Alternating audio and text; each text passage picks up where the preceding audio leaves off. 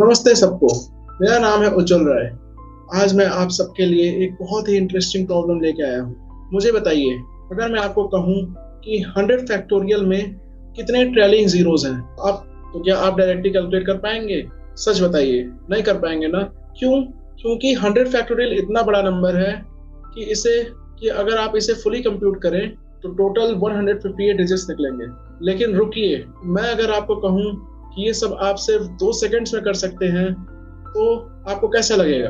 और मैं इतना कॉन्फिडेंट हूँ कि अगर आप इस मेथड को जान गए तो आप इंटरव्यू में परफेक्ट स्कोर ला पाएंगे। सोचिए, पॉसिबल है? हाँ, और मैं आज आपको सिखाता हूँ। इमेजिन करिए, आप बैठे हैं किसी गूगल या अमेजन के इंटरव्यू में। इंटरव्यूअर आपको देखता है और कहता है 1000 फैक्टोरियल में कितने ट्रेलिंग जीरोस हैं। अब आप क्या करेंगे? अगर आप सोचेंगे कि 1000 फैक्टोरियल कैलकुलेट कर लेंगे तो गलती कर रहे हैं, क्योंकि जब आप 20 फैक्टोरियल भी निकालते हैं तो वो भी इंटीजर ओवरफ्लो देता है। तो 1000 फैक्टोरियल तो बहुत बड़ी बात है। अगर आप बिग इंटीजर यूज करेंगे तो भी बहुत स्लो, और 1000 फैक्टोरियल तो उसमें भी ऑक्यूपाई नहीं हो पाएगा। और थर्ड प्रॉब्लम है, मेमोरी भी पूरा खत्म हो जाएगा। इंटरव्यूअर को चाहिए स्मार्ट अप्रोच, फास्ट एग्जीक्यूशन और क्लीन लॉजिक। तो अब आप सोच रहे होंगे सोल्यूशन क्या होगा। चलिए मैं आपको एक सीक्रेट बताता हूँ। ट्रेलिंग जीरोस बनते हैं 2 into 5 is equal to 10 से। अब आप बोलेंगे फैक्टोरियल में कितने टूज होते हैं? 2, 4, 6, 8, 10, ये हर जगह पे ही टूज होते हैं। और कितने फाइव्स होते हैं? 5, 10, 15, 20। और number of twos number of five से बहुत ज्यादा होते हैं। तो अब आपने समझा बॉटलनेक क्या है? फाइव्स। सिर्फ फाइव्स काउंट करिए और आंसर निकल जाएगा। चलिए हम एक एग्जांपल लेते हैं 10 फैक्टोरियल का। 10 फैक्टोरियल कितना होता है? ये होता है 3628800। इसमें कितने ट्रेलिंग जीरोस हैं? इसमें 2 ट्रेलिंग जीरोस हैं। अब ये 2 ट्रेलिंग जीरोस कैसे निकले? 10 फैक्टोरियल कितना होता है? मैंने इसको देखिए, 10 factorial is equal to 10 into 9 into 8 into 7 into 6 into 5 into 4 into 3 into 2 into 1। और जब हम इसका फैक्टराइजेशन करेंगे तो इसमें कितने फाइव्स आएंगे? फाइव्स। एक तो 10 में आएगा, 10 is equal to 2 into 5। एक 5 हमें यहाँ मिल गया, एक 5 हमें बीच में मिल जाएगा। तो टोटल 2 फाइव्स है और यही हमारा आंसर है। 10 फैक्टोरियल में हमारे पास 2 ट्रेलिंग जीरोस होंगे। तो सपोज करिए हमारे पास एक नंबर है n। हमें निकालना है इसके कितने फैक्टर्स में 5s इंक्लूडेड होंगे। तो इसका एक फॉर्मूला है n डिवाइडेड बाई 5 का floor plus n divided by 25 का floor plus dash dash dash. अगर हमें 100 में ये देखना है कि इसके फैक्टर्स में कितने 5s आएंगे तो उसके लिए हम उस फॉर्मूला का यूज करेंगे 100 divided by 5 plus 100 divided by 25 plus 100 divided by 125। क्योंकि नीचे वाली वैल्यू 100 से बड़ी हो चुकी है इसीलिए हम यहाँ स्टॉप कर देंगे। 100 divided by 5 is equal to 20 plus 4 plus 0। ये टोटल वैल्यू होती है 24 और यही नंबर ऑफ ट्रेलिंग जीरोस होंगे। इस स्लाइड में आप कुछ और भी एग्जांपल्स देख सकते हैं, जैसे n is equal to 10, n is equal to 25 और n is equal to 100।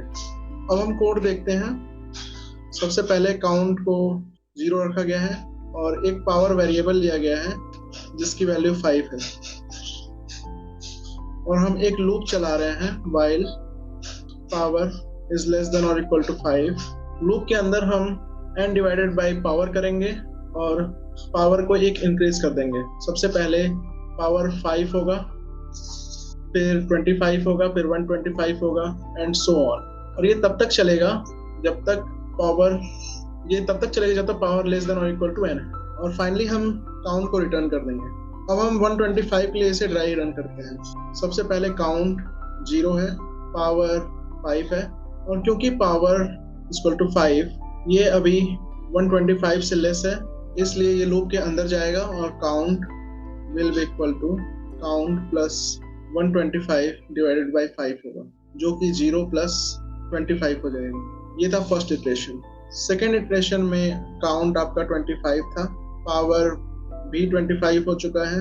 क्योंकि 25 लेस देन और इक्वल टू 125 है इसलिए लूप के अंदर जाएगा और count will be equal to 125 divided by 25 is equal to 5 plus जो इनिशियल वैल्यू काउंट की थी 25।